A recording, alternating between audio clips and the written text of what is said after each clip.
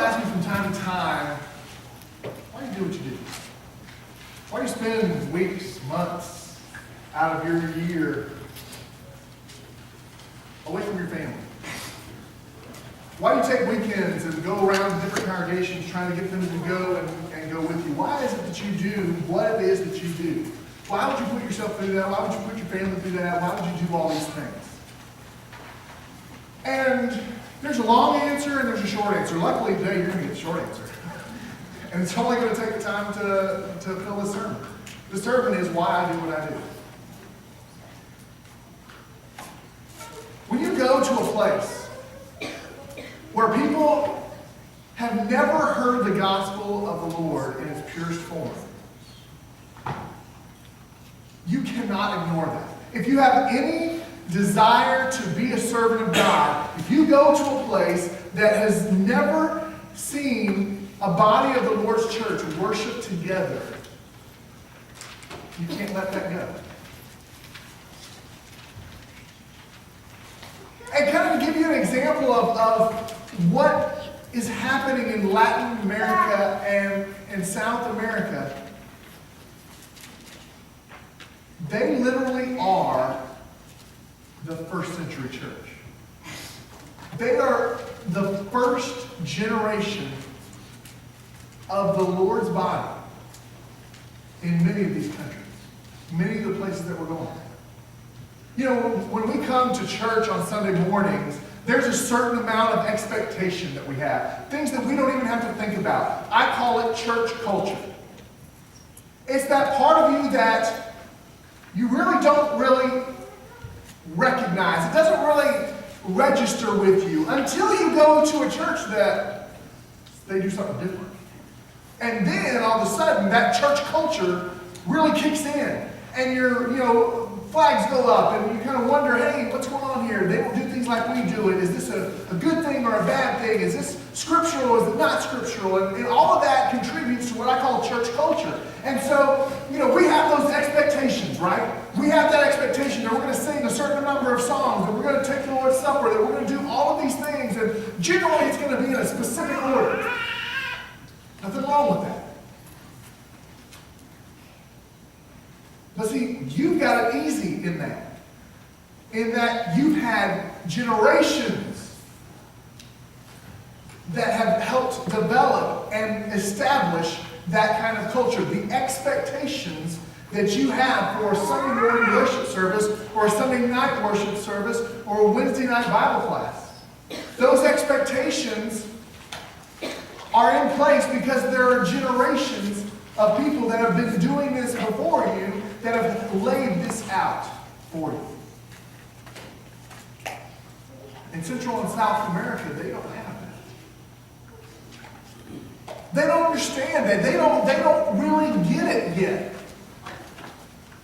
They're trying to figure out what their church culture is going to be like. Far too often, there are people that want to model that church culture exactly after the North American or United States model. And there are a lot of good things about that, but there are certain things that just aren't going to work for them like they work for us. And so why do I do what I do? It's because of things like faith. Seems like a really simple concept, and most of us, because of our church culture, have never really dug deep into the scripture to talk about faith, because we kind of know what faith is. We think we do. We think we understand faith really simply. So I'm going to give you an example of a lesson that I would give to some of the congregations in Latin America. I've given this exact sermon there. Because to even understand the most basic parts of faith, we need to kind of take it apart. I tell people all the time, I'm more of a practical guy. If something's broken in my house, if something doesn't work in my car, I try to fix it first. Now, there are often times that I've regretted that decision, and I've had to call in a mechanic afterwards. But for the most part, I'm going to try to fix it myself. I'm going to try to get it myself. I'm going to take it apart. I'm going to understand how it works. I'm going to be that guy that really tries to figure stuff out. I enjoy it. That's fun for me. When my nephews and my son and anybody gets a toy for Christmas, I'm the one that they call to put it together. So that's the stuff I like to do. So when I approach faith, I kind of approach it in that same way. I try to break it apart. I try to see what it is at its different levels. How many parts are there to faith? If faith were like a car and you could lift the hood, what would you see inside? So that's what we're going to talk about. Hebrews chapter 12, beginning in verse 1, really. Hebrews chapter 12, verse 1. If you were to tell, Hebrews chapter 12, verse 2. If you were to tell me, how do we get faith? What is faith? When I look through the Bible and I try to break apart faith, I come to this verse here in Hebrews chapter 12, verse 2. And it says, looking to Jesus, the founder and perfecter of our faith, who for the joy that was set before him endured the cross, despising the shame, and is seated at the right hand of the throne of God. Now, when I look at that tells me something about faith. That tells me that Jesus is the one who was the founder. Now, we know what a founder is. A founder is someone who establishes something. You could also say creator, inventor. All of these are synonymous terms of someone who built something from the ground up. So when we think about faith, Jesus is the source of faith. Now that sounds like a pretty simple concept for us. Jesus is the source of faith. But here's the other interesting thing that we learn here. It says not only is he the founder of our faith, but he's the perfecter of our faith. Some versions say the finisher, author and finisher. Well, that finisher, if you've ever been on a construction site, somebody building a home or building or whatever, one of the last people that come in are the finishers, right? What do the finishers do? Finishers make sure everything looks good. They make sure that the molding in that corner right there is just right, that the molding around the sides is cut perfectly, that there's no areas where the paint was missed. They make sure that everything is finished out just perfectly. They put the trim around the windows, around doors, and they finish it out. They make it perfect. That's what finishers do. Well, here it says Jesus is the founder and perfecter of our faith. Now, when the first car was made, when the first car that was ever rolled off of any assembly line ever was made, nobody ever looked at that car and said, that's awesome. We will never make anything better than that. We will never make a car that is better than that car. No, in fact, instantly people started thinking, well, you know what? That car would be better if it had headlights. We could drive at night. Well, you know what would be really cool is if we put a radio in this thing. We could listen to music while we're driving down the road.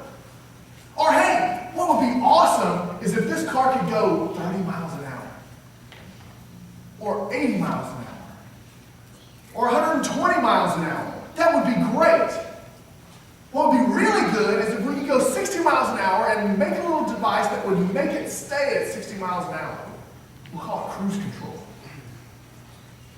And yet, even today, every single year, things are coming out new, better, stronger, faster cars. The car has yet to be perfected.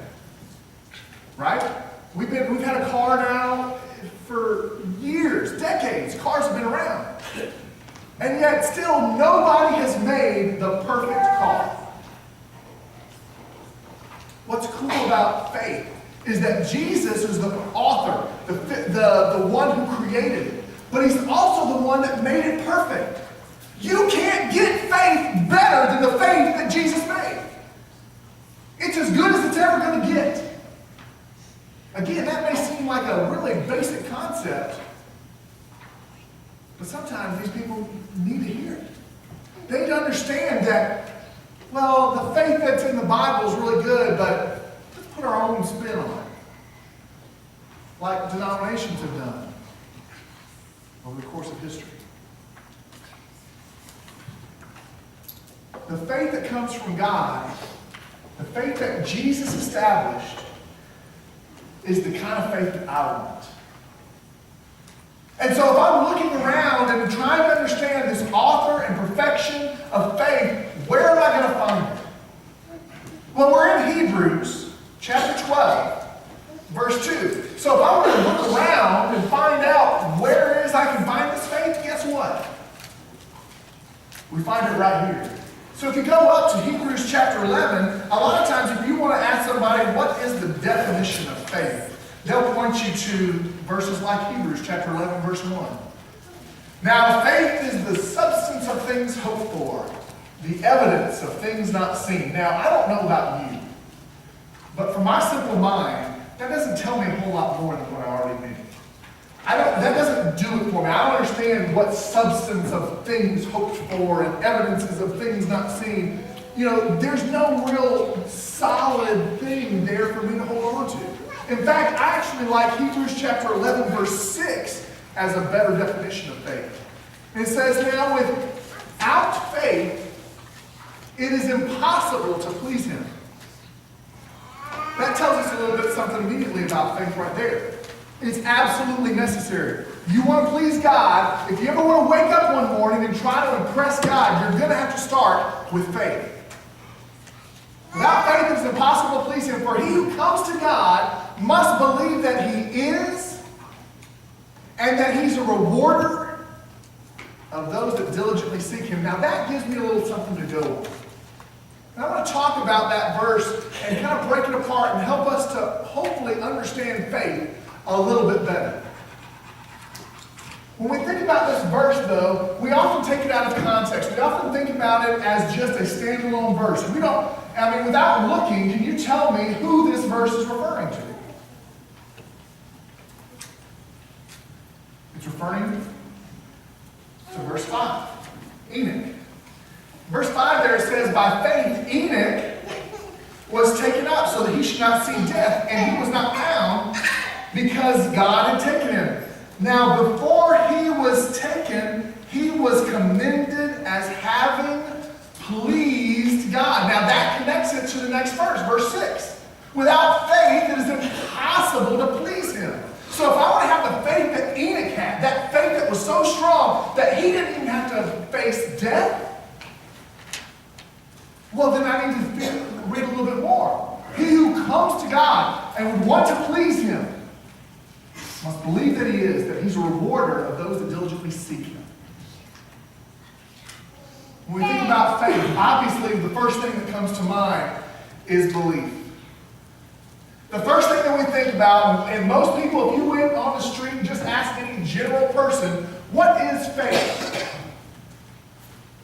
They say, oh, well, it means you believe, and they'll probably put on a little tagline, in something you can't see. When we read here in Hebrews, we read in verse number 3, some of the greatest statement about faith. By faith, we understand. By faith, we understand that the universe was created by the Word of God, so that what is seen was not made out of things that are visible.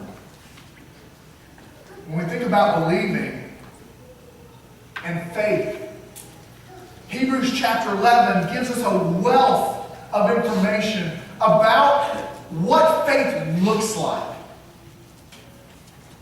When you see and talk about faith, it's like talking about happiness.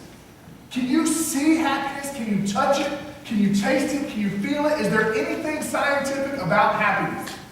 No. But if you ask me about happiness, I can tell you that happiness comes from places like things like being thankful. If you're a thankful person, you're probably going to be happy.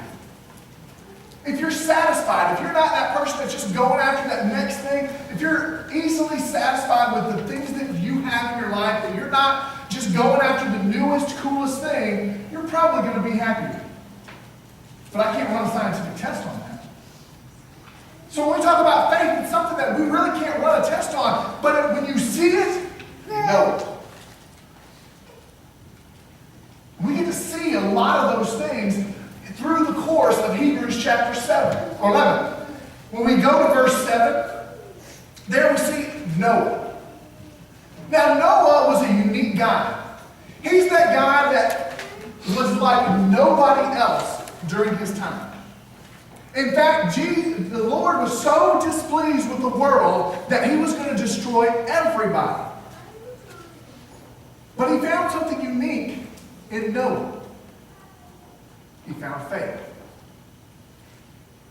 And so he went and he talked to Noah and he told Noah, hey, I want you to build this ark. And here in verse 7 it says, by faith, Noah, being warned by God concerning events yet unseen, in reverent fear, constructed an ark for the saving of his household. By this, he condemned the world and became an heir of the righteousness that comes by faith. Noah took this message from God and he acted on it. He believed God. Now, there's some people who think it was possible that it had never truly rained on the earth prior to the flood. And so here, let's just follow that thought. Here we have a guy who receives this message. We don't know how he received it, whether it was a dream or if it was just, while he was out walking one day. We don't know. But here is God giving this message to Noah. We don't know if God had a lot of interaction with Noah in a, kind of a verbal conversation manner before this. But all of a sudden he gets this message to say, hey, there's going to be a lot of water that's going to fall from the sky. Really? Now, we look out today, and some of us might be thinking we might be wanting to build our own ark. But before then, if there had never been rain, what would you equate that to? Cool story. There's a very little rain in the country of Peru, especially in Lima. Hardly ever rains. If it rains, it's like a very fine mist. It's extremely dusty in Peru. So it never really rains. At one time, we had a satellite school for the preaching school in Peru. Well, one of the ladies that worked there, our secretary, was very valuable, very well-organized lady. We did not want to lose her, so we took her from Peru and asked if she wanted to move to Panama, to our base school in the city of Panama City, Panama. Now, Panama is a tropic place, and there are 2 seasons in Panama. There's the dry season, and then there's the rainy season. And for someone who's never been through a thunderstorm, for someone who's never been through even a hard rain, for someone who's only seen for her entire life, the only water falling from the sky is this little fine mist, a rainstorm in Panama is terrifying. All of those roofs there are metal roofs. And so it amplifies the sound of that thunderstorm. You want to talk about somebody who went through a life-changing experience due to weather? Take somebody out of Peru and you put them in a tropical area and let them go through a rainstorm. That's the way Noah would have thought. It's only ever listed here. There's only been that morning dew here. I don't understand this whole idea of rain. Can you imagine when they stepped onto that ark and it really started raining? The emotions that they would go through, the fear that they must have been feeling. Noah believed God. Even though he might not have ever seen rain, he built an ark. He spent 100 years on it, building the thing. Have we ever dedicated even 10 years of our lives to a project or to an idea because of what God said, and we chose to believe Him?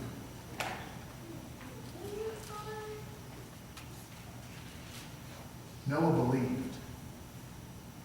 He took God at His word. This whole idea of believe really starts in our head. It's really taking 2 sets of facts, 2 sets of ideas, and choosing between the two. For Noah, it was God's set of facts that, hey, it's going to rain. There's going to be so much rain that it's going to fill up the earth. And everything that you see now is going to be underwater because of how much rain is going to come down. And also the wells from the deep. Or you can believe the set of facts that you've always known. You've lived on this earth for 600 years now and you've never seen rain. Why wouldn't things all of a sudden change? He had 600 years of life experience that would tell him it is not going to rain. If there were ever a successful meteorologist, it would have been Noah. Guess what? It's not going to rain today.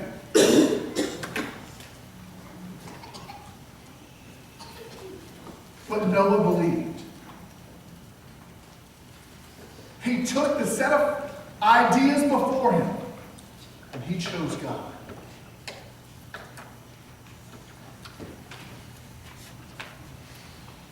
The next idea is trust.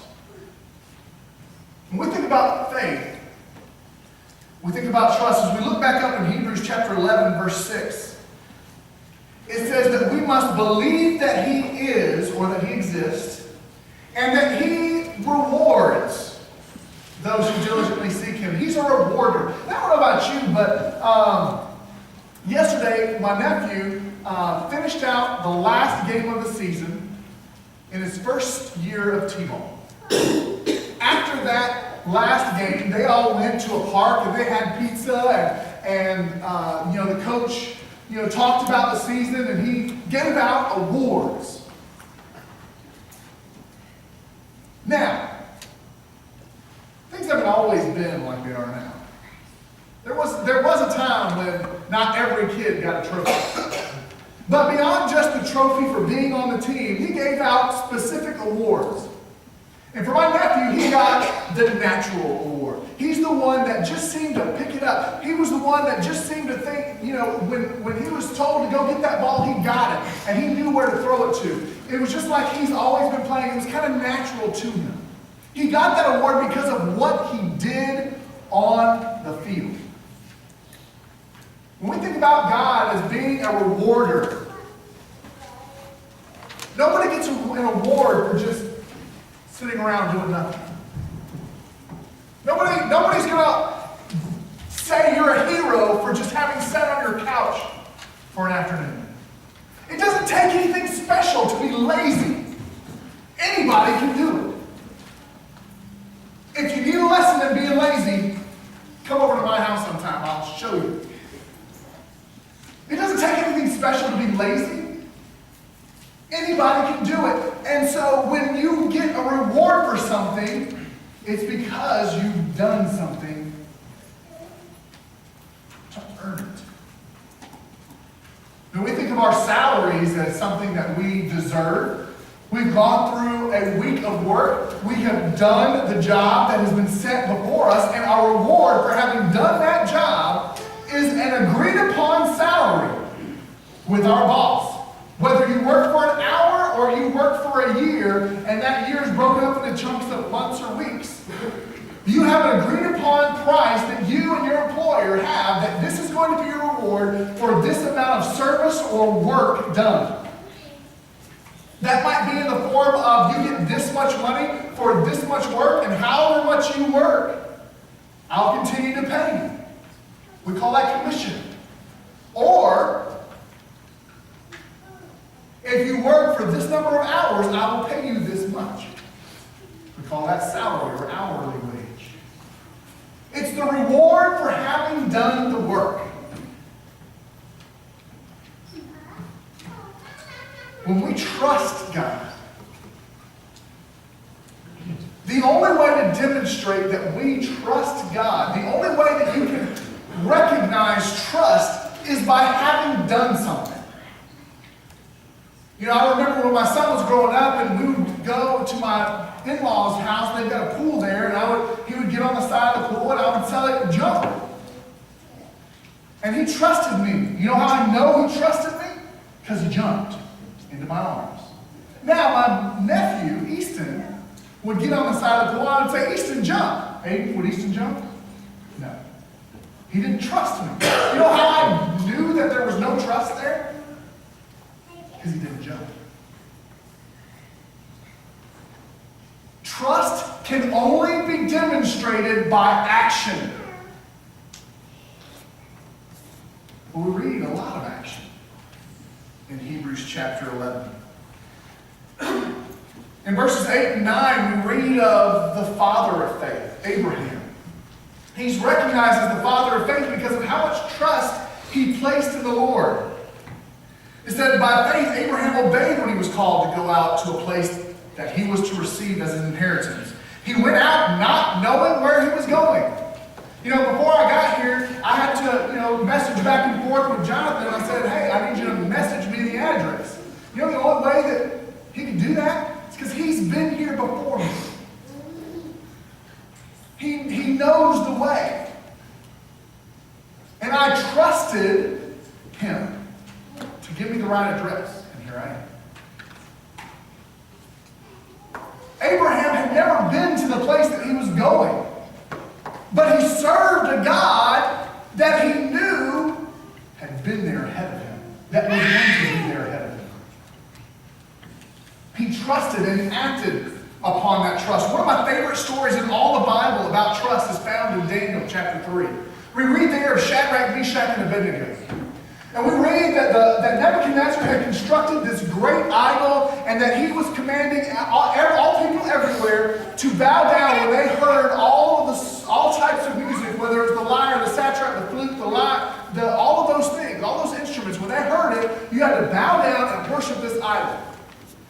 The king found out that Shadrach, Meshach, and Abednego hadn't done that. Well, he must have liked Shadrach, Meshach, and Abednego.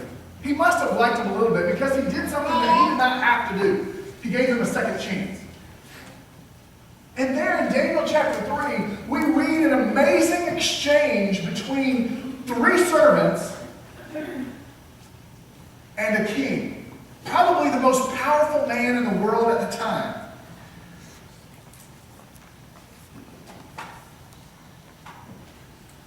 And beginning in verse 16, when Nebuchadnezzar gives them this second chance to bow down to this idol, it says there in their response to the king, he says that Shadrach, Meshach, and Abednego answered and said to the king, O Nebuchadnezzar, we have no need to answer you in this matter.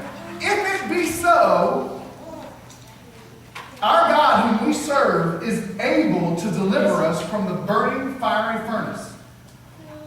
And he will deliver us out of your hand, O king. Listen to this.